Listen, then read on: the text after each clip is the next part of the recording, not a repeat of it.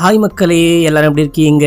இன்னைக்கு நான் உங்களுக்காக 2025ல இப்போ புதுசா ரிலீஸ் ஆன தெளிவு சகிதம் அப்படின்னு சொல்லிட்டு ஒரு மலையாள படம் கொண்டு வந்திருக்கேன். இந்த படத்துல ஒரு பொண்ணை யாரோ கொலை பண்ணிட்டாங்க அப்படின்னு சொல்லிட்டு போலீஸ் விசாரிக்க போறாங்க. அந்த வீட்டுக்கு போயிட்டு பார்க்கும்போது ஒரு டெட் பாடி இருக்கு. அந்த டெட் பாடியை செக் பண்ணும்போது தலை வேற ஒரு பொண்ணுக்கு சொந்தமான தலையும், அந்த உடம்பு முண்டம் மட்டும் வேற ஒரு பொண்ணுக்கு சொந்தமான முண்டமும் இருக்கு. இதை பார்த்துட்டு போலீஸ், பொதுமக்கள், பிரஸ் மீடியா பீப்புள் அப்படின்னு சொல்லிட்டு எல்லாருமே பயங்கரமா ஷாக் ஆகுறாங்க. அதுக்கப்புறம் இந்த கதையில என்ன விஷயம் ஆச்சு அப்படின்றதுதான் மொத்த படமே மக்களே. கண்டிப்பா இந்த படம் உங்களுக்கு பிடிக்க நிறைய வாய்ப்பு இருக்கு. சரி வாங்க இந்த படத்தை டீடைலா பார்க்கலாம். அதுக்கு முன்னாடி மறக்காம சப்ஸ்கிரைப் பண்ணிக்கோங்க, பக்கத்துல வர பெல்லையும் கிளிக் பண்ணிக்கோங்க. நம்ம மிஸ்டர் விக்னேஷ் வாலெட்ல புதுசா ஒரு பேக் லான்ச் பண்ணிருக்கோம் மக்களே. இந்த லெதர் பேக் உடைய ரேட் வந்துட்டு பாத்தீங்கன்னா 3000 ரூபாய் கிட்ட வரும். அதுவே தீபாவளி ஆஃபரா உங்களுக்கு 50% ஆஃபர்ல கிடைக்க போகுது. 1499 மட்டும்தான். இந்த ரேட்டுக்கு இந்த பேக்கை வெளியே கண்டிப்பா வாங்கவே முடியாது. வெளியே செக் பண்ணிட்டு என்கிட்ட வாங்கிக்கோங்க மக்களே. நல்ல ஒரு லேடிஸ் பேக். ஃபர்ஸ்ட் கமெண்ட்ல லிங்க் கொடுக்குறேன், கிளிக் பண்ணி ஆர்டர் பண்ணுங்க. இப்போ கதைக்குள்ள போயிடலாம். இந்த படத்துடைய ஸ்டார்டிங் சீன்லயே ஒரு நைட் டைம்ல வாழைத்தோப்புக்குள்ள எவனோ ஒருத்தன் ஒரு பொண்ணை கொலை பண்ணி அப்படியே டெட் பாடியை எடுத்துக்கிட்டு வரான். இப்ப அந்த பொண்ணுடைய தலையை மட்டும் துண்டா கட் பண்ணி எடுத்துட்டு இந்த பொண்ணுடைய முண்டத்தை மட்டும், அந்த டெட் பாடியை மட்டும் தூக்கிட்டு போயிட்டு பாலத்துக்கு மேல இருந்து தண்ணிக்குள்ள வீசிட்டு போறான். இப்ப அப்படியே எங்க சீன் கட் ஆகுது. அடுத்து நம்ம ஹீரோவை காமிக்கிறாங்க. இவரை ஹீரோன்னு பெருசா சொல்ற முடியாது, ஆனா ஒரு முக்கியமான கேரக்டர் மக்களே. இவர் ஒரு போலீஸ். இவருடைய ஊருக்கு தான் வந்திருக்காரு. இந்த ஊர்ல கூடிய சீக்கிரமே திருவிழா வரப்போதான். இவர் வேற ஒரு போலீஸ் ஸ்டேஷன்ல ஒர்க் பண்ணாலும் திருவிழா டைம்ல எக்ஸ்ட்ரா பாதுகாப்பு தேவைப்படும் அப்படின்னு சொல்லிட்டு இந்த ஊருக்கே வந்திருக்காரு. வந்த ஒரு டீ கடைக்கு வந்து அங்க இருக்க சொந்த பந்தம், ஃப்ரெண்ட்ஸ் கூட எல்லாம் பேச ஆரம்பிக்கிறாரு. எல்லாமே எப்படி போகுது அப்படின்னு சொல்லிட்டு கேட்கும் போது திருவிழா படு ஜோரா போகுது அப்படின்னு சொல்றாரு. இதே டைம்ல இந்த டீ கடைக்கு வெளியவே வந்துட்டு மனநலம் பாதிக்கப்பட்ட மாதிரி ஒருத்தர் உட்கார்ந்துட்டு இருப்பாரு. அவர் பிச்சை எடுத்து தான் சாப்பிடுவாரு. ஏதோ உட்கார்ந்து வரைஞ்சுக்கிட்டு இருக்காரு. அவரை பார்க்கவே பாவமா இருக்கே அப்படின்னு சொல்லிட்டு அவருக்கு கொஞ்சம் சாப்பாடு வாங்கி போய் கொடுக்குறாரு. இப்ப அப்படியே எங்க சீனை கட் பண்ணி இந்த ஊருக்குள்ள ஒரு ஆட்டோக்காரர் காமிக்கிறாங்க. அவருக்கு ஒரு அம்மா, தங்கச்சி அப்படின்னு சொல்லிட்டு ஒரு சந்தோஷமான வாழ்க்கையை வாழ்ந்துகிட்டு இருக்காரு. ஏதோ ஒரு ரெகுலர் கஸ்டமர் போல. ஒரு பொண்ணு கால் பண்றா. அந்த பொண்ணை போயிட்டு பிக்கப் பண்ணி அந்த பொண்ணு ஏதோ ஒரு கடை வச்சிருக்காளா, வேலை பாக்குறாளான்னு தெரியல. அந்த கடைக்கிட்ட இறக்கி விட்டு லீவுக்கு நீங்க ஊருக்கு போலியா அப்படின்னு சொல்லிட்டு கேட்கும் போது திருவிழா டைம்ல நிறைய கூட்டம் வரும். இந்த திருவிழா முடிஞ்சதுக்கு அப்புறம் தான் ஊருக்கு போறேன் அப்படின்றாங்க. அடுத்து இன்னொரு ஆளை காமிக்கிறாங்க. இந்த ஆளு சரியான வெட்டி பைய, சோம்பேறியா வீட்டுல படுத்து தூங்கிட்டு இருக்காரு. இவர்கிட்ட காசு கொடுத்தா கூட கொண்டு போயிட்டு குடிச்சிருவாரு, தம் அடிச்சிருவாரு அப்படின்னு சொல்லிட்டு கடைக்கு போக சொல்லும் போது கூட, நீ கடைக்கு போயிட்டு திங்ஸ் எல்லாம் வாங்கிட்டு வா, நான் கடைக்காரு அக்கௌண்ட்டுக்கே காசை போட்டு விடுறேன் அப்படின்னு சொல்லிட்டு அம்மா சொல்றாங்க. இப்ப அப்படியே எங்க சீனை கட் பண்ணி ஒரு மெக்கானிக். இப்ப நமக்கு காமிச்சாங்க பாத்தீங்களா, ஆட்டோக்காரு, சோம்பேறி, மெக்கானிக் அப்படின்னு சொல்லிட்டு இவங்க எல்லாருமே ஒரே கேங்கு, ஃப்ரெண்ட்ஸ் அப்படின்னு சொல்லிட்டு காமிக்கிறாங்க. உட்கார்ந்து வெட்டி கதை பேசிட்டு இருக்காங்க. அடுத்து மறுபடியும் அதே பொண்ணை காமிக்கிறாங்க. இந்த பொண்ணு வீட்டுல தனியா தான் வாழ்ந்துகிட்டு இருக்கா போல. அந்த டைம்ல இந்த பொண்ணுடைய ஃப்ரெண்டு கால் பண்றா. கால் பண்ணி நைட்டு சாப்பாட்டுக்கு என்ன பண்ண போற, எல்லாமே ஓகேவா, நைட்டு கிளம்பலாமா அப்படின்னு கேட்கும் போது, நைட்டு கிளம்பலாம், எனக்கு ரொம்ப டயர்டா இருக்கு, நான் சாப்பாடுலாம் செய்ய போறது கிடையாது, அந்த ஆட்டோ டிரைவர் கிட்ட சொல்லி சாப்பாடு வாங்கிட்டு சொன்னா கண்டிப்பா அவர் வாங்கிட்டு வருவாரு, சாப்பிட்டு கிளம்பலாம் அப்படின்னு சொல்லிட்டு போனை கட் பண்றாங்க. இப்ப அப்படியே எங்க சீன் கட் ஆகுது. அன்னைக்கு நைட்டு கோவில் திருவிழால காமிக்கிறாங்க. அங்க ஒரு வெள்ளக்கார பொண்ணு வந்து விளாகிங் எல்லாம் எடுப்பா போல யூடியூப் சேனலுக்காக. அந்த மாதிரி எல்லாத்தையும் ரெக்கார்ட் பண்ணிட்டே இருக்கும் போது அங்க சில பேர் உட்கார்ந்துட்டு சீட்டு விளையாடிட்டு இருக்காங்க. அந்த விஷயத்தையும் இந்த பொண்ணு என்னன்னே தெரியாம வீடியோ ரெக்கார்ட் பண்ணும்போது அதுல ஒரு குடிகார பையன், நீ இதெல்லாம் வீடியோ ரெக்கார்ட் பண்ணுவியா அப்படின்னு சொல்லிட்டு கேட்டு கொஞ்சம் அடிக்க பாயும் போது அந்த பொண்ணுக்கு கராத்தே கும்ஃபுலாம் தெரியும் போல போட்டு புலந்து எடுக்கிறா. மாத்தி மாத்தி சண்டை போட்டுக்கிறாங்க. ஸ்பாட்டுக்கு போலீஸ் வந்து அந்த பசங்களை கைது பண்ணி கூட்டு போறாங்க. இந்த பொண்ணையும் ஸ்டேஷனுக்கு கூட்டிட்டு போயிட்டு என்னாச்சு ஏதாச்சு அப்படின்னு சொல்லிட்டு கேட்கும் போது இந்த பொண்ணு டீடைலா எக்ஸ்பிளைன் பண்றா. அண்ட் வந்துட்டு கம்ப்ளைண்ட் கொடுக்க விரும்பல, எனக்கு நிறைய வேலை இருக்கு, கோர்ட்டு கேஸ் எல்லாம் வர முடியாது, நான் வேணா ஸ்டேட்மெண்ட் கொடுத்துட்டு போறேன் அப்படின்னு சொல்லிட்டு என்ன விஷயமாச்சோ அதை டீடைலா சொல்லிட்டு அந்த பொண்ணு அங்கிருந்து கிளம்புறா. இன்னைக்கு நைட்டு மட்டும் இவனுங்களை பிடிச்சி உள்ளுக்குள்ள போட்டு வைங்க அப்படின்னு சொல்லிட்டு லாக் பண்ணிடுறாங்க. இப்ப அப்படியே எங்க சீன் கட் ஆகுது. மறுபடியும் அந்த திருவிழால காமிக்கிறாங்க. நம்ம கேங்கு ஜாலியா இந்த விஷயம் எல்லாம் பார்த்துட்டு சரகுலாம் போட்டுட்டு என்ஜாய் பண்ணிட்டு இருப்பானுங்க. அந்த டைம்ல இந்த ஆட்டோக்காருக்கு அந்த பொண்ணு கால் பண்றா. காலையில ஆட்டோல கூட்டிட்டு போயிட்டு டிராப் பண்ணா பாத்தீங்களா, அந்த பொண்ணுடைய பேரு சுவாதி மக்களே. சுவாத்திய இவனுக்கு ஏற்கனவே ரொம்ப பிடிக்கும் போல. சுவாதி இங்க வருவா அப்படின்னு வெயிட் பண்ணிட்டு இருந்திருப்பான். அதே டைம்ல அந்த பொண்ணு கால் பண்றா. கால் பண்ணும்போது ஃப்ரெண்டுக்கு தெரியாம பேசணும் அப்படின்னு சொல்லிட்டு ஓரமா கிளம்பி போறான். இப்ப அப்படியே எங்க சீன் கட் அது மறுநாள் காலையில காட்டுறாங்க. இந்த வேலை வெட்டி இல்லாம ஒருத்தர் இருப்பாரு பாத்தீங்களா, அவரு பொறுமையா தூங்கி கண்ணு முடிக்கிறாரு. அப்போ யாரோ இவருக்கு கால் பண்றாங்க. கேஷுவலா போன் பேச ஆரம்பிக்கிறாரு. அப்புறம் ஒரு மாதிரி ஷாக் ஆயிட்டு பரபரப்பா எங்கேயோ கிளம்பி போறாரு. அம்மா கூட கேக்குறாங்க, டே காலைல ஏஞ்ச உடனே பல்லு கூட விளக்காம எங்கடா போற அப்படின்னு சொல்லிட்டு கேட்க எதுவுமே சொல்லாம அங்க இருந்து கிளம்புறாரு. இப்போ ஊர்ல இருக்கிற எல்லாரும் பரபரப்பா எங்கேயோ கிளம்புறாங்க. ஒரு போலீஸ் படையே வந்திருக்கு, ஃபாரன்சிக் டீம் அப்படின்னு சொல்லிட்டு எல்லாரும் வந்திருக்காங்க. எங்க வந்திருக்காங்க அப்படின்னா அந்த சுவாதியோடைய வீட்டுக்கு தான் வந்திருக்காங்க. யாரோ நேத்து நைட்டு சுவாதிய கொலை பண்ணிட்டாங்க அப்படின்னு சொல்லிட்டு ஸ்பாட்டுக்கு வந்திருக்காங்க. வீட்டுக்கு வெளியே இருந்து தம்மு, அதுக்கப்புறமா பிங்கர் பிரிண்ட் ஏதாவது கிடைக்குமா, டீடைல் ஏதாவது கிடைக்குமா அப்படின்னு சொல்லிட்டு இந்த மாதிரி எல்லாத்தையும் கலெக்ட் பண்றாங்க. வீட்டுக்குள்ள போயிட்டு பார்க்கும்போது ஒரு டெட் பாடி இருக்கு. அந்த டெட் பாடியை நமக்கு சரியா காமிக்கல. வீட்டுக்குள்ள செக் பண்ணி பார்க்கும்போது நிறைய போதை பொருள்லாம் கூட இருக்கு. இப்போ இந்த விஷயம்லாம் பார்த்துட்டு யாரு டெட் பாடியை முதல்ல பார்த்தா அப்படின்னு சொல்லிட்டு கேட்கும்போது, இன்னைக்கு காலையில சுவாதி வீட்டுக்கு பால் போட பால்கார் வந்திருக்காரு. அவர் வந்து பார்க்கும்போது அந்த யாரும் கதவையே திறக்கல, பால் வாங்க வரல அப்படின்னு சொல்லிட்டு சுத்தி முத்தி பார்க்கும்போது சும்மா வீட்டுக்குள்ள பார்த்தா இந்த பொண்ணு இறந்து கிடந்திருக்கா. இத பார்த்துட்டு ரோட்ல போற இன்னொரு ஆளை கூப்பிடும் போது அவர் பார்த்துட்டு பிரசிடென்ட்டுக்கு கால் பண்ணிருக்காரு. அதுக்கப்புறம் பிரசிடென்ட் தான் போலீஸ்க்கு கால் பண்ணி சொன்னேன் அப்படின்னு சொல்றாரு. இந்த வீட்டுடைய ஹவுஸ் ஓனர் எங்க அப்படின்னு சொல்லிட்டு கேட்கும்போது அவரை கூப்பிடுறாங்க. இந்த பொண்ணு ஒரு 4-5 மாசமா ஸ்டே பண்ணிட்டு இருக்கா. வாடகை வாங்க மட்டும்தான் இந்த வீட்டு பக்கம் வருவேன், மத்தபடி எனக்கு இந்த ஊர்லயே எந்த வேலையும் கிடையாது, எப்பயாச்சும் வந்துட்டு போவேன் அவ்வளவுதான் அப்படின்னு சொல்றாரு. அண்ட் சுவாதிக்கு குடும்பங்குட்டி அப்படின்னு சொல்லிட்டு யாருமே கிடையாது. ஒரே ஒரு வேலைக்காரன் மறந்தாங்க. அவங்க மட்டும் வருவாங்க, வேலையெல்லாம் பார்ப்பாங்க, கிளம்பி போயிடுவாங்க. அதை தவிர எனக்கு வேற ஒண்ணுமே தெரியாது அப்படின்னு சொல்ல, சரி அந்த வேலைக்காரமோடைய டீடைல் கலெக்ட் பண்ணுங்க, அவங்க எங்க இருக்காங்கன்னு பாருங்க அப்படின்னு சொல்லிட்டு அவங்கள தேட ஆரம்பிக்கிறாங்க. ஸ்பாட்டுக்கு கமிஷனர் வராரு. பயங்கர பிரஸ் மீடியா பீப்புளா இருக்காங்க. எல்லாரையும் தாண்டி உள்ளுக்குள்ள வந்து பார்க்கும்போது டெட் பாடியை பார்த்தவரு அவரே பயங்கரமா ஷாக் ஆகுறாரு. ஏன் அப்படின்னா இந்த பொண்ணுடைய தலைய அப்படியே துண்டா வெட்டி போட்டு வச்சிருக்காங்க. ரம்பத்தால துண்டா வெட்டி போட்டிருக்காங்க. தலை தனியா முண்டம் தனியா இருக்கு. இத பார்த்து இவரே ஷாக் ஆயிட்டு, எப்பா என்னையா இந்த அளவுக்கு கொடூரமா வெட்டி போட்டு வச்சிருக்காங்க, சீக்கிரமா அந்த கொலைகாரனை கண்டுபிடிங்க அப்படின்னு சொல்லிட்டு அப்படியே வெளியே வராரு. வெளியே வந்து பேட்டி கொடுக்க ஆரம்பிக்கிறாரு. ஒரு 6 மாசமா அந்த பொண்ணுங்க ஸ்டே பண்ணிருக்கலாம். கூட ஒரு வேலைக்காரங்க மட்டும் வந்து வேலை பார்த்துட்டு போவாங்க, மத்தபடி ஒண்ணுமே தெரியல. இப்பதான் இன்வெஸ்டிகேஷனே ஆரம்பிச்சிருக்கோம் அப்படின்னு சொல்லும் போது உள்ளுக்குள்ள இருந்து யாரோ ஒரு லேடி இவங்க கிடையாது அவங்க கிடையாது அப்படின்னு சொல்லிட்டு கத்திட்டு ஓடி வராங்க. அந்த இன்ஸ்பெக்டரும் வராரு. உள்ளுக்குள்ள வந்துட்டு வேலைக்காரமா டெட் பாடியை பார்த்துட்டு அவங்க இல்ல இவங்க இல்லன்னு ஏதோ சொல்றாங்க, நம்ம ஸ்டேஷனுக்கு போயிட்டு விசாரிக்கலாம் அப்படின்னு சொல்லிட்டு ஸ்டேஷன் கிளம்புறாங்க. அந்த வேலைக்காரக்கா என்ன சொல்றாங்க அப்படின்னா, இறந்து போயிட்டு அந்த முண்டம் தனியா தலை தனியா இருக்கு இல்லையா, தலை வந்துட்டு வேற ஏதோ ஒரு பொண்ணுக்கு சொந்தமான தலை போல, அந்த உடம்பு மட்டும்தான் இறந்து போன பொண்ணுக்கு சொந்தமானது. அதாவது சுவாதியோடைய உடம்பும் வேற ஏதோ ஒரு பொண்ணுடைய தலையும் இருக்கு அப்படின்னும் போது இது எப்படி உனக்கு தெரியும் அப்படின்னு சொல்லிட்டு கேட்க, ஏங்க நான் தான் டெய்லி வேலைக்கு வரேன் இல்லையா, அந்த பொண்ணுடைய ஃபேஸ் கூடமா பார்க்க மாட்டேன், எனக்கு நல்லாவே தெரியும் உடம்பு அந்த பொண்ணுடையது, ஆனா தலை வேற யாரோடையது அப்படின்னு சொல்லும் போது, சரி ஓகே அந்த ஃபேஸ பார்த்த இல்லையா, அந்த பொண்ணை எங்கேயாச்சும் பார்த்திருக்கியான்னு கேட்கும்போது இல்ல அப்படின்னு சொல்றாங்க. இந்த பொண்ணை பார்க்க யாராவது வருவாங்களா போவாங்களா, இந்த பொண்ணு எந்த ஊருக்காரி, என்ன வேலை பார்க்கற அப்படின்லாம் கேட்கும்போது இவங்களுக்கு ஒண்ணுமே தெரியாதான். வருவாங்க, வேலை பார்ப்பாங்க, மாச கடைசியில சம்பளம் வாங்குவாங்களாம். அதை தாண்டி அந்த பொண்ணு என்கிட்ட ஒரு வார்த்தை கூட பேச மாட்டா அப்படின்னு சொல்லும் போது, சரி ஓகே நீ போ அப்படின்னு சொல்லிட்டு அமுச்சு வச்சுட்டு இப்போ போஸ்ட்மார்ட்டம் பண்ண அந்த ஃபாரன்சிக் டாக்டர் கிட்ட போயிட்டு கேட்கும்போது உடம்புல பெரிய காயம்லாம் ஒண்ணுமே கிடையாது, அந்த பொண்ணை ரேப் பண்ண மாதிரியும் தெரியல, தலையை மட்டும் அப்படியே துண்டா அறுத்து கொலை பண்ணிருக்காங்க. அந்த பொண்ணுடைய சாவுக்கு காரணம் கழுத்து அறுத்திருக்காங்க இல்லையா, அந்த ஒரே ஒரு காரணம் மட்டும்தான் அப்படின்னு சொல்றாரு. அண்ட் வந்துட்டு வீட்டுல இருந்து நிறைய போதை பொருள்லாம் கண்டுபிடிச்சிருப்பாங்க. அதே போதை பொருளை இந்த பொண்ணுடைய உடம்புல இருந்து கண்டுபிடிச்சிருக்கோம். நிறைய இந்த பொண்ணு போதை பொருள்லாம் யூஸ் பண்ணுவா போல. இதை தாண்டி வீட்டுக்குள்ள நிறையவே போதை பொருள் கண்டுபிடிச்சிருப்பாங்க. அதாவது இந்த பொண்ணு போதை பொருளை யூஸ் பண்ண வாங்கின மாதிரியே தெரியல, நிறைய விற்கிறதுக்கு வாங்கின மாதிரி தெரியுது அப்படின்னு சொல்றாங்க. இது மட்டும் இல்லாம தரவா செக் பண்ணியாச்சு, ஒரு சின்ன க்ளூ கூட கிடைக்கல, கொலைகாரன் பக்காவா பிளான் பண்ணி கொலை பண்ணிட்டு போயிருக்கான் அப்படின்னும் போது சரின்னு சொல்லிட்டு இன்ஸ்பெக்டரும் கிளம்புறாரு. அடுத்து போலீஸ் ஸ்டேஷன்ல காமிக்கிறாங்க. அந்த ஆட்டோ டிரைவர் இருக்காரு பாத்தீங்களா, இவரை புடிச்சு கொண்டு வந்து போட்டு பொலன்னு புலக்குறாங்க. நீ தான் கொலை பண்ணியா, உண்மையை சொல்றா அப்படின்னு சொல்லிட்டு அடிக்கிறாங்க. அந்த ஆளு எனக்கு ஒண்ணுமே தெரியாது அப்படின்னு சொல்றான். இதே டைம்ல இவருடைய அம்மாவையும் தங்கச்சியும் காமிக்கிறாங்க. என்னுடைய பையனை அநியாயமா போலீஸ் கைது பண்ணி கூண்டு போயிட்டாங்க அப்படின்னு சொல்லிட்டு இவருடைய ஃப்ரெண்டு அந்த வெட்டி பையில பாக்கலான்னு வராங்க. அங்க வந்து பார்த்தா அவரையும் ஆளக்கானும். அவங்க அம்மா கிட்ட எங்க இந்த பையன் அப்படின்னு சொல்லிட்டு கேட்கும் போது, எங்கேயோ போனா, எங்க போனான்னு தெரியல, காலையில போனவன் இது வரைக்கும் ஆளக்கானும் அப்படின்னும் போது இவங்க எல்லாமே சொல்லி அநியாயமா என் பையன் என்ன பண்ணானே தெரியல, அவனை வேற அரெஸ்ட் பண்ணி கூண்டு போயிட்டாங்க அப்படின்னு சொல்லிட்டு ஃபீல் பண்ணி அழுதுகிட்டு இருக்கும் போது போலீஸ் ஸ்டேஷன்ல விசாரிக்கிறாங்க.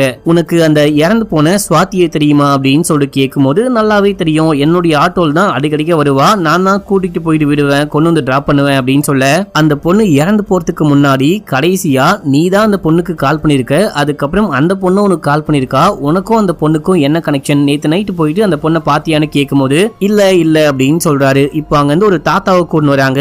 இவரையாச்சும் நேத்து நைட்டு பாத்தியா அப்படின்னு சொல்லிட்டு கேட்கும்போது பயபுள்ள வசமா மாட்டிக்கிட்டான், நான் சொல்றேன் அப்படின்னு சொல்லிட்டு சொல்ல ஆரம்பிக்கிறான். திருவிழா டைம்ல அந்த பொண்ணு கால் பண்ணா பாத்தீங்களா, கால் பண்ணி இந்த மாதிரி எனக்கும் என் ஃப்ரெண்டுக்கும் சாப்பாடு வேணும் அப்படின்னு சொல்லிட்டு கேக்குறா. நீ ஊருக்கு போலியா அப்படின்னு சொல்லிட்டு கேட்கும்போது சாப்பிட்டு கிளம்பிடுவேன் அப்படின்னு சொல்ல இவனும் யாருக்கிட்டையும் சொல்லாம சாப்பாடு வாங்கிட்டு நேரா அந்த பொண்ணுடைய வீட்டுக்கு போறான். போயிட்டு கதவை தட்டி தட்டி பாக்குறான். அந்த பொண்ணு கதவையே திறக்கல அப்படின்னு சொல்லிட்டு கால் பண்றான். கால் பண்ணா அந்த பொண்ணு குளிச்சுட்டு வெளியே வரா. குளிச்சுக்கிட்டு இருந்தேன், அதான் வெளியே வர லேட் ஆயிடுச்சு சாரி அப்படின்னு சொல்லிட்டு சாப்பாடுலாம் வாங்கிட்டு உள்ளுக்குள்ள போறா. இவனும் கிளம்பி வரான். கிளம்பி வரும்போது அந்த பெரியவரை பார்த்திருப்பான், அவரும் பார்த்திருப்பாரு. இப்ப அந்த பொண்ணை யாரோ கொலை பண்ணிட்டாங்க இல்லையா, இந்த மாதிரி நம்ம தான் நேத்து நைட்டு அந்த பொண்ணுடைய வீட்டுக்கு போயிட்டு வந்தோம் அப்படின்னு சொன்னா எங்கடா நம்மளையே மாட்டி விட்ட போறாங்க, நம்மளையே கொலைகாரனாக்கிட போறாங்க அப்படின்னு தான் பையன் மறைச்சிருக்கான் போல. இப்ப அப்படியே ஆட்டோக்காரோடைய ஃப்ரெண்டு, அதுக்கப்புறம் வக்கீல், பிரசிடென்ட் அப்படின்னு சொல்லிட்டு இவங்கெல்லாம் வராங்க. இவங்கெல்லாம் உள்ளுக்குள்ள போகும்போது நம்ம ஹீரோ போலீஸ் இருக்காரு பாத்தீங்களா, இவரு தான் ரெண்டு பேரும் மட்டும் உள்ளுக்குள்ள போங்க, நீங்க வெளியவே வெயிட் பண்ணுங்க அப்படின்னு சொல்லிட்டு ஃப்ரெண்ட்ஸை வெளியவே வெயிட் பண்ண வைக்கிறாரு. இது ரொம்ப சென்சிட்டிவான கேஸ், என்ன ஏதுன்னு பார்த்து சீக்கிரமா அந்த பையனை வெளியே கொண்டு போங்க, இல்ல அப்படின்னா அந்த பையன் மாட்டிக்கிட்டான் அப்படின்னா வெளியே கூட்டிட்டு வர்றது ரொம்ப ரொம்ப கஷ்டமா இருக்கும் அப்படின்னு சொல்லிட்டு ஃப்ரெண்ட்ஸ் கிட்ட அட்வைஸ் பண்ணிட்டு இருக்காரு. இப்போ வக்கீலும் பிரசிடென்ட்டும் உள்ளுக்குள்ள போயிட்டு இன்ஸ்பெக்டர் கிட்ட பேச ஆரம்பிக்கிறாங்க. சார், இந்த கொலையை பார்த்தாலே பக்காவா யாரோ ஒருத்தவங்க பிளான் பண்ணி கொலை பண்ண மாதிரி நமக்கு நல்லாவே தெரியுது. பிளான் பண்ணி கொலை பண்ற அளவுக்கு இவன் ஒன்னும் கொலைகாரன் கிடையாது. இவனுடைய ஹிஸ்டரியை கூட எடுத்து பாருங்க, இது வரைக்கும் ஒரு சின்ன பிளாக் மார்க் கூட இந்த பையனுக்கு மேல கிடையாது. உங்களுக்கே நல்லா தெரியும் இந்த பையன் கொலை பண்ணிருக்க வாய்ப்பு இல்லை அப்படின்னு சொல்லிட்டு சின்ன பையன் வாழ வேண்டிய வயசு, வாழ்க்கையை கெடுத்துடாதீங்க, நீங்க எப்ப கூப்பிட்டாலும் இன்வெஸ்டிகேஷனுக்கு கூட்டிட்டு வர வேண்டியது என்னுடைய பொறுப்பு அப்படின்னு சொல்லிட்டு பிரசிடென்ட்டும் பேசும்போது சரி ஓகே கூட்டிட்டு போங்க, ஆனா எப்ப கூப்பிட்டாலும் வரணும் அப்படின்னு சொல்லிட்டு அனுப்பிச்சு விடுறாங்க. அடுத்து ஒரு ஆத்துல காமிக்கிறாங்க. ஆத்துல ஒரு லேடி துணி துவைச்சுக்கிட்டு இருக்கும் போது அங்க ஒரு டெட் பாடி, அந்த முண்டை மட்டும் மேந்துக்கிட்டு வருது. இதை பார்த்து ஷாக் ஆயிட்டு கத்திக்கிட்டே இவங்க அங்கிருந்து ஓடுறாங்க. இப்ப இந்த விஷயத்தையும் போலீஸ் விசாரிக்க ஆரம்பிக்கிறாங்க. நியூஸ் மீடியால இதான் பிரேக்கிங் நியூஸ். இந்த நியூஸ அந்த சோம்பேறியோடைய அம்மா பாக்குறாங்க. சோம்பேறின்னு சொல்றேன்னு தப்பா நினைச்சுக்காதீங்க, உண்மையிலேயே அந்த மனுஷனுக்கு இதுல அதான் கேரக்டர் மக்களே. அந்த ஃப்ரெண்டுடைய அம்மா பார்த்துட்டு எல்லாரையும் கூப்பிட்டு காமிக்கிறாங்க. இங்க பாருங்க, மறுபடியும் ஒரு டெட் பாடி மேந்துக்கிட்டு வருதான், அந்த டெட் பாடிக்கும் தலை கிடையாதான் அப்படின்னு சொல்லிட்டு காமிக்கும் போது இப்ப அப்படியே எங்க சீன் கட்டாது. போலீஸ் இந்த கேஸ விசாரிக்கிறேன் அப்படின்னு சொல்லிட்டு விசாரிக்கிறாங்க. ஆனா அவங்களால ஒண்ணுமே கண்டுபிடிக்க முடியல. இவங்களுக்கு ஒரு சின்ன க்ளூ கூட கிடைக்கவே மாட்டேங்குது. இதே டைம்ல பிரசிடென்ட் போராட்டம்லாம் பண்றாரு. இந்த போலீஸ் ஒழுங்காவே விசாரிக்க மாட்டாங்க. குற்றவாளியை கண்டுபிடிக்காம ஊர்ல இருக்க அப்பாவி பசங்களை தூக்கிட்டு போயிட்டு போலன்னு பொழக்கிறாங்க. விசாரிக்கிறேன் அப்படின்ற பேர்ல அடிக்கிறாங்க. போலீஸ் ஒழுங்கா விசாரிக்கணும் அப்படின்னு சொல்லிட்டு போராட்டம் பண்ணிட்டு இருக்காரு. இதே டைம்ல கமிஷனர் வராரு. நேரா உள்ளுக்குள்ள போயிட்டு இன்ஸ்பெக்டர் கிட்ட இவ்வளவு நாளா விசாரிக்கிறியே, என்னதான் கண்டுபிடிச்ச, ரிப்போர்ட் எங்க அப்படின்னு சொல்லிட்டு கேட்கும் போது ரிப்போர்ட்டை கொடுக்க, ரிப்போர்ட்ல பார்த்தா ஒரு மண்ணையும் காணும், என்னையா ஒன்னுத்தையும் காணும், இவ்வளவு நாளா விசாரிச்சு உன்னால ஒரு சஸ்பெக்ட கூட கண்டுபிடிக்க முடியல அப்படின்னா நீ எல்லாம் என்ன பண்ண போற, இங்க பாரு உனக்கு 3 நாள் தான் டைம், அதுக்குள்ள இந்த கேஸ முடி, இல்ல அப்படின்னா கிரைம் டிபார்ட்மெண்ட்டுக்கு இந்த கேஸ மாத்தி விட்டுருவேன் அப்படின்னு சொல்லிட்டு வெளியே போறாரு. வெளியே போனா பிரஸ் மீடியா ரிப்போர்ட்டர்ஸ்லாம் இருக்காங்க. அவங்க கேள்வி கேக்குறாங்க, இந்த மாதிரி ஒரே மாதிரி பேட்டர்ன்ல 2 பொண்ணுங்களை யாரோ கொலை பண்ணிருக்காங்க, இது என்ன சைக்கோ கில்லரா, சீரியல் கில்லிங்கா அப்படின்னு சொல்லிட்டு கேட்கும் போது அதுல எந்த ஐடியாவும் கிடையாது, நம்ம வெயிட் பண்ணி பார்க்கலாம் அப்படின்னு சொல்றாரு. சரி ஓகே, நீங்க வந்துட்டு 2 முண்டத்தை கண்டுபிடிச்சிருக்கீங்க, ஒரே ஒரு தலை தான் கரெக்டா இருக்கு, இன்னொரு தலையை கண்டே பிடிக்கல, அந்த இன்னொரு தலை எங்க அப்படின்னு சொல்லிட்டு கேட்கும் போது அந்த தலையை கூடிய சீக்கிரமே கண்டுபிடிச்சிருவோம் அப்படின்னு சொல்லிட்டு இவரும் இங்க இருந்து கிளம்புறாரு. இப்ப அப்படியே சீன் கட்டாது. ஊருக்குள்ள இந்த இன்ஸ்பெக்டர் விசாரிக்க போகும்போது அப்போ அந்த பெக்கரை பாக்குறாரு. இவருடைய கால் வந்துட்டு பாத்தீங்கன்னா ஒரு மாதிரி வளைஞ்சு போயிருக்கும், நடக்கவே ரொம்ப கஷ்டப்பட்டு நடப்பாரு. கிரைம் ஸ்பாட்லயும் இதே போல வளைஞ்சு போன ஃபுட் பிரிண்ட்டை தான் கண்டுபிடிச்சிருப்பாங்க. இவருக்கு ஏதாவது தெரிஞ்சிருக்க வாய்ப்பு இருக்கு, மேபி இவரே கூட கொலைகாரனா இருக்க வாய்ப்பு இருக்கு அப்படின்னு சொல்லிட்டு இவரை தூக்குறாங்க. இவரு அந்த டைம்ல தான் வழக்கமா உட்கார ஸ்பாட்ல உட்கார்ந்து ஏதோ வரைஞ்சுக்கிட்டு இருக்காரு. இவரை கூட்டிட்டு போக ட்ரை பண்ணும்போது பொதுமக்கள், அந்த ஊருடைய பிரசிடென்ட்லாம் வராங்க. ஊர்ல இருக்க எல்லாரையும் தூக்கிட்டு போயிட்டு அடிச்சு விசாரிச்சு முடிச்சிட்டீங்க, இப்போ ஊர்ல இருக்க பிச்சைக்காரனை கூட விட மாட்டீங்களா அப்படின்னு சொல்லிட்டு கேட்கும் போது இல்ல ஒரு முக்கியமான கேஸ், முக்கியமான விஷயமா விசாரிக்கணும், இந்த ஆளை கூட்டிட்டு போனா கண்டிப்பா ஏதாவது கிடைக்கும் அப்படின்னு சொல்லிட்டு தோணுது, நான் இவரை கூட்டிட்டு போயிட்டு விசாரிக்கிறேன், ஆனா கண்டிப்பா அடிக்கலாம் மாட்டேன் அப்படின்னு சொல்லிட்டு இங்க இருந்து கூட்டிட்டு போறாரு. இப்ப அப்படியே எங்க சீன் கட்டாது. மறுநாள் காலையில காமிக்கிறாங்க. நைட்டு முழுக்க விசாரிச்சிருப்பாங்க. இவரால பேசக்கூட முடியாது, அந்த அளவுக்கு மனநலம் பாதிக்கப்பட்டிருக்காரு. இவர் வாட்னு உட்கார்ந்து நேத்து வரைஞ்சிட்டு இருந்தாரு பாத்தீங்களா, அதே வரையறத கண்டினியூ பண்ணிட்டு இருக்காரு. இதே டைம்ல ஸ்டேஷன்ல இருக்க எல்லாரும் உட்கார்ந்து அந்த பொண்ணுடைய விளாக பாத்துக்கிட்டு இருக்காங்க. இப்போ இன்ஸ்பெக்டர் வராரு. யோ, கொலை கேஸ கண்டுபிடிங்கயானா உட்கார்ந்து விளாக பாக்குறீங்க அப்படின்னு சொல்லிட்டு கத்தி விட்டு இந்த ஆள் அமுச்சு வைக்கலையான்னு கேட்கும் போது போசனாவில போக மாட்டாரு அப்படின்னு சொல்றாங்க. ஒருவேளை பசியா இருக்கும், சாப்பாடு வாங்கி கொடுத்து அமுச்சு விடுங்க அப்படின்னு அப்படின்னு சொல்லிட்டு உள்ளுக்குள்ள போக ட்ரை பண்ணும்போது அப்ப இந்த பிச்சைக்காரு ஏதோ வரையறாரு. அந்த விஷயத்த வாங்கி பார்க்கும்போது பயங்கரமா வரைஞ்சு வச்சிருக்காரு. சரி சும்மா இருக்கட்டும் அப்படின்னு சொல்லிட்டு வரைஞ்ச விஷயத்த வாங்கிட்டு உள்ளுக்குள்ள போயிட்டு உட்கார இதே டைம்ல vlog பார்த்துட்டு இருந்தாங்க பாத்தீங்களா, அதுல ஒரு போலீஸ் நேரா உள்ளுக்குள்ள வந்துட்டு, சார் இந்த பிச்சைக்காரு வரைஞ்சு வச்சிருக்காரு இல்லையா, இதே ஆளு அந்த பொண்ணுடைய வீடியோலயும் இருக்காரு. அந்த பொண்ணு vlog ரெக்கார்ட் பண்ணும்போது அந்த vlogல இருக்கிறாரு. சோ இந்த ஆள் ஊரு திருவிழாக்கு வர மாதிரி வந்துட்டு அந்த பொண்ணை கொலை பண்ணிட்டு போகும்போது இந்த பிச்சைக்காரு பார்த்துட்டு வரைஞ்சி நமக்கு காமிக்க நிறைய வாய்ப்பு இருக்கு. இந்த ஆளு யாருன்னு கண்டுபிடிங்க அப்படின்னு சொல்ல இப்போ vlogல இருக்க போட்டோவையே இவங்க வெளியெடுத்துக்கிறாங்க. அதை வந்துட்டு ஊர் முழுக்க காமிச்சு விசாரிக்கும் போது அந்த ஆளு யாருன்னே தெரியல அப்படின்னு சொல்றாங்க. இந்த ஊருக்கே சம்பந்தம் இல்லாத ஒரு ஆள் வந்துட்டு போயிருக்கான் அப்படின்னா கண்டிப்பா சம்திங் ராங், அவன் தான் கொலைகாரனா இருக்க வாய்ப்பு இருக்கு அப்படின்னு சொல்லிட்டு தீவிரமா தேடுறாங்க. இந்த போட்டோவை எல்லா போலீஸ் ஸ்டேஷனுக்கும் அமுச்சு விட்டு இந்த ஆளை பாத்தீங்க அப்படின்னா தகவல் கொடுங்க அப்படின்னு சொல்லியிருப்பாங்க. கோட்டையத்தை சேர்ந்த ஒரு போலீஸ் இந்த போஸ்டரை பார்த்துட்டு நேரா கிளம்பி இந்த போலீஸ் ஸ்டேஷனுக்கே வந்து இந்த தாடிக்காரனை நான் இதுக்கு முன்னாடி பார்த்திருக்கேன், ஒரு கேஸ்ல பார்த்திருக்கேன் அப்படின்னு சொல்லிட்டு கதையை சொல்ல ஆரம்பிக்கிறாரு. இப்ப நமக்கு பிளாஷ்பேக் காமிக்கிறாங்க. இந்த வரைஞ்ச நபரை வந்துட்டு நம்ம தாடிக்காரு அப்படின்னு சொல்லி வச்சுக்கலாம். இவரு ஒரு கடைக்கு போயிட்டு ஏதோ வாங்கிட்டு இருக்கும் போது கடைக்காரு சொல்றாரு, உன் பையனுடைய நடவடிக்கை கொஞ்சம் கூட சரியே இல்ல, 2 பொண்ணு கூட சேர்ந்து வச்சு பார்த்தேன், கொஞ்சம் பையனை கண்காணி அப்படின்னும் போது, இல்லப்பா நம்ம காலம் மாதிரி கிடையாது, இப்ப இருக்க பசங்களாம் பொண்ணும் கூட கேஷுவலா பழகுவாங்க, நம்ம அந்த விஷயத்த தப்பா புரிஞ்சிக்க கூடாது அப்படின்னு சொல்லும் போது, இங்க பாரு எனக்கு ஏதோ தப்பா தோணுது, இருந்தாலும் ஒரு கண்ணு வச்சுக்கோ அப்படின்னு சொல்லிட்டு சொல்லும் போது இவர் ஒரு மாதிரி யோசிச்சுட்டே போறாரு. அன்னைக்கு நைட்டு பையன் வந்து கதவை தட்டுறான். இவர் தான் போயிட்டு கதவை திறக்கிறாரு. பார்த்தா பையன் சரியான போதையில வரான். மண்டையெல்லாம் பாருங்களேன் ஏதோ உளுந்து ஏஞ்சி வந்த மாதிரியே தெரியுது. கஞ்சாவா இல்ல என்ன போதை பொருள் யூஸ் பண்ணா அப்படின்னே தெரியல. நிதானமே இல்லாம வரான். இவர் எதுவுமே கேட்டுக்க மாட்டாரு. மறுநாள் காலைல விடிஞ்சவனே பையன் எங்கேயோ ஏஞ்சி கிளம்பி போயிட்டான். கிளம்பி போனதுக்கு அப்புறமா ரூமுக்கு போயிட்டு சும்மா சர்ச் பண்ணி பார்க்கலாம் அப்படின்னு சொல்லிட்டு பார்க்கும்போது ரூம்ல இருந்து ஏதோ சவுண்ட் கேக்குது. போன் ரிங் அடிக்குது. மக்களே இவன் தான் போனை கையோட கொண்டு போனானே, இங்க என்ன போன் ரிங் அடிக்குது அப்படின்னு சொல்லிட்டு பார்க்கும்போது வீட்டுக்கே தெரியாம பயபுள்ள ஃப்ராடுத்தனமா இன்னொரு போன் வச்சிருக்கான் போல. அதுல ஸ்வாதி அப்படின்னு சொல்லிட்டு ஏதோ ஒரு பொண்ணு கால் பண்றா.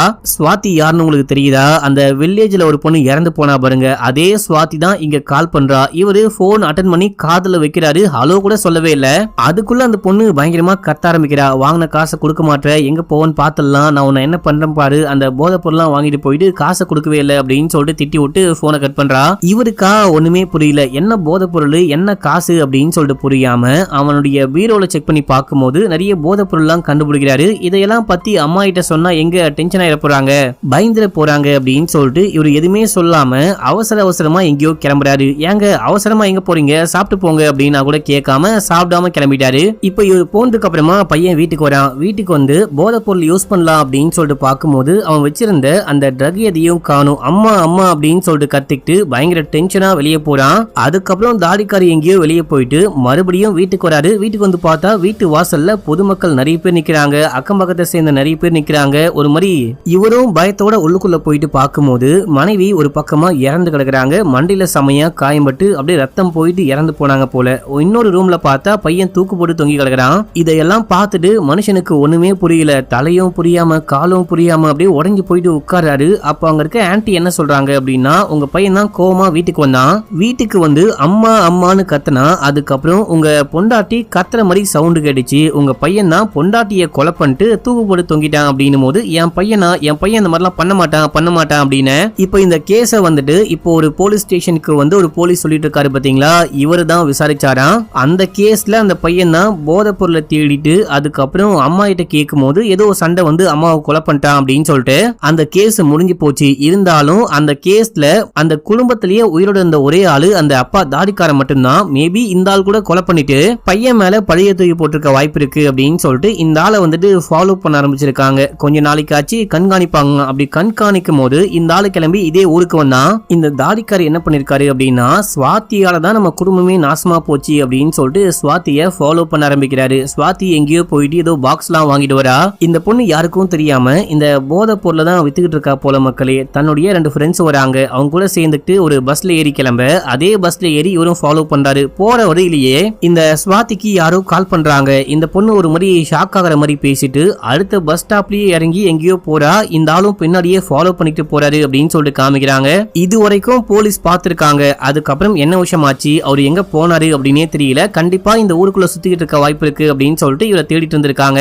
அதுக்குள்ளதான் ஸ்வாதி இறந்து போயிட்டா அப்படின்னா கண்டிப்பா இந்த ஆள் தான் ஸ்வாதியை கொலை பண்ணிருக்க வாய்ப்பு இருக்கு அப்படின்னு சொல்லிட்டு ஒரு டவுட் அப்படின்ற மாதிரி பேசிட்டு இருக்கும் போது இதே டைம்ல இதே தாடிக்காரன் ஸ்பாட்டுக்கு வராரு. போலீஸ் ஸ்டேஷனுக்கு கொற்ற மழையில ஒரு பேக்கோட வராரு. அந்த பேக்கை கொண்டு போயிட்டு டேபிளுக்கு மேல வச்சுட்டு வந்து ஒரு ஓரமா உட்கார்ந்துகிட்டு இருக்கும் போது அந்த தேடி வந்த போலீஸ் இந்த ஒரு போலீஸ்லாம் இவரை பார்த்துட்டு ஷாக் ஆகுறாங்க. ஏற்கனவே இவரை தான் நம்ம தேடிட்டு இருக்கோம், என்ன இந்த ஆள் வந்து கேஷுவலா உட்கார்ந்துட்டு இருக்கானே அப்படின்னு சொல்லிட்டு அந்த பேக்குள்ள என்ன விஷயம் இருக்கு அப்படின்னு சொல்லிட்டு பார்த்தா ஒரு பொண்ணுடைய தலைய துண்டா வெட்டி கொண்டு வந்திருக்காரு. இந்த பேக்குள்ள சுவாதியுடைய தலை இருக்கு. நான் தான் இந்த பொண்ணை கொலை பண்ணேன். இந்த பொண்ணை கொலை பண்ணும்போது எனக்கு பயங்கரமான ஆனந்தமா இருந்துச்சு, நான் ரொம்ப ரொம்ப சந்தோஷமா இருந்தேன் அப்படின்னு சொல்லிட்டு கதையை சொல்றாரு. இவரு ஸ்வாதியை ஃபாலோ பண்ணி இந்த ஊருக்கு வந்திருக்காரு. ஸ்வாதி இந்த டைம்ல தனியா இருக்கா அப்படின்னு சொல்லி தெரிஞ்சுக்கிட்டு நைட் டைம்ல போயிட்டு கதவை தட்டும் போது அந்த பொண்ணு வெளியே வந்து பாக்குறா, யாரும் இல்ல அப்படின்னு சொல்லிட்டு உள்ளுக்குள்ள போறா.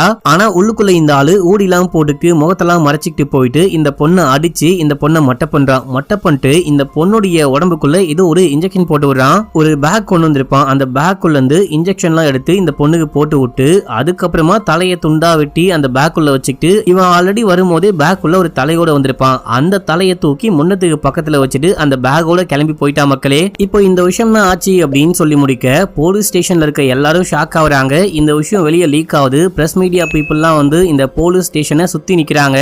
இப்போ இவரை கோர்ட்டுக்கு கூட்டிட்டு போலாம் அப்படின்னு சொல்லிட்டு கூட்டிட்டு போக பொதுமக்கள் பாக்குறாங்க. அதுக்கப்புறமா அந்த பிச்சைக்காரும் பாத்துக்கிட்டு இருக்காரு. அடுத்து இந்த ஹீரோ போலீஸை காமிக்கிறாங்க. இவர் ஏதோ யோசிச்சு பாக்குறாரு. இவருக்கு ஒரு தங்கச்சி இருந்திருக்காங்க. அம்மா அப்பா ரெண்டு பேருமே இறந்து போயிட்டாங்க. தங்கச்சி தான் இவருக்கு உயிர். தங்கச்சியை டாக்டருக்கு படிக்க வைக்கிறாரு. தங்கச்சி ரொம்ப கஷ்டப்பட்டு டெய்லி டவுனுக்கு போயிட்டு படிச்சுட்டு வராங்க அப்படின்னு சொல்லிட்டு ஒரு ஹாஸ்டல்ல சேர்த்து விட்டு இங்க ஸ்டே பண்ணி படி, வாரத்துக்கு ஒரு வாட்டி வந்து என்ன பாத்துக்கோ அப்படின்னு சொல்றாரு. இந்த பொண்ணு ஹாஸ்டல்ல ஸ்டே பண்ணி படிக்கும் போது அங்க ஃப்ரெண்ட் ஆனவங்க தான் ஸ்வாதியும் ஸ்வாதியுடைய ஃப்ரெண்டும். இவங்க 3 பேரும் தான் எங்கேயாச்சும் போயிட்டு வர விஷயம், அதுக்கப்புறம் வெளியே போறது அப்படின்னு சொல்லிட்டு எல்லாருமே ஜாலியா சுத்திக்கிட்டு இருக்காங்க. இவங்க 3 பேரும் தான் அன்னைக்கு பஸ் ஸ்டாண்டுக்கு போயிட்டு பஸ்ல வந்துகிட்டு இருக்கும் போது ஏதோ கால் வந்திருக்கும். ஒரு மாதிரி பரபரப்பா கிளம்பி இவங்க ஹாஸ்டலுக்கு வந்திருப்பாங்க. ஹாஸ்டலுக்கு வந்தா இந்த ஹாஸ்டல்ல இருந்து ஒரு பேக கண்டுபிடிச்சோம். அந்த பேக் முழுக்க ஒரு போதை பொருளா இருக்கு. இந்த ஹாஸ்டல்ல சேர்ந்த ஏதோ பெண்கள் வந்துட்டு போதை பொருள் எல்லாத்தையும் கடத்தி சேல் பண்ணிட்டு இருக்காங்க, வித்துக்கிட்டு இருக்காங்க அப்படின்லாம் நியூஸ் ஓடிட்டு இருக்கு. இத பார்த்து 3 பேரும் டென்ஷன் ஆகுறாங்க. அதே டைம்ல நம்ம ஹீரோவுடைய தங்கச்சி இருக்காங்க பாத்தீங்களா, இவங்களுடைய பேக வச்சுதான் அவங்க கடத்தினாங்க போல. இந்த பொண்ணுக்கு இந்த விஷயம் எதுவுமே தெரியவே தெரியாது. அடி பாவி, பேக யூஸ் பண்ணிட்டு கொடுக்குறேன் அப்படின்னு சொல்லிட்டு வாங்கிட்டு போயிட்டு அநியாயமா இப்படி ஒரு காரியம் பண்றீங்களா, நான் எங்க அண்ணா கிட்ட போன் பண்ணி சொல்ல போறேன், எங்க அண்ணா போலீஸ் தான் அப்படின்னு சொல்லிட்டு இந்த பொண்ணு கோச்சிக்கிட்டு அழுதுகிட்டே மேல போறா. மேல போயிட்டு கால் பண்ண ட்ரை பண்ணும்போது போனே போக மாட்டேங்குது. இவளுக பின்னாடியே வந்து இங்க பாரு, சொல்றத கேளு, எப்படியாச்சும் நம்ம தப்பிச்சிடலாம், ஒன்னும் ஆகாது, பிளீஸ் நான் சொல்றத கேளு கேளு அப்படின்னும் போது இந்த பொண்ணு கேட்கவே மாட்டா. ஒரு கட்டத்துக்கு மேல கடுப்பாயிட்டு இவங்க இந்த பொண்ணை பிடிச்சி தள்ளி விடுறாங்க.